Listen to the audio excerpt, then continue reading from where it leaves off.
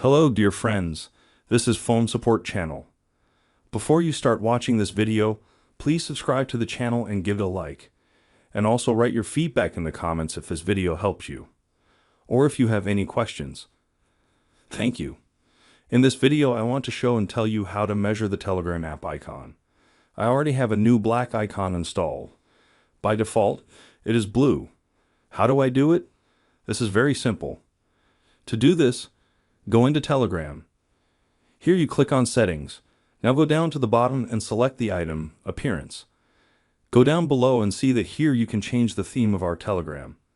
And at the bottom, there are different icons that we can choose from.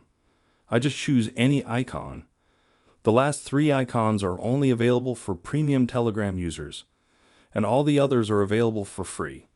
We press OK and wait for our icon to change. To do this, exit Telegram and turn off our phone. After a couple of minutes, the icon will change. Done. There's nothing complicated. If you like this video, put likes and subscribe to the channel.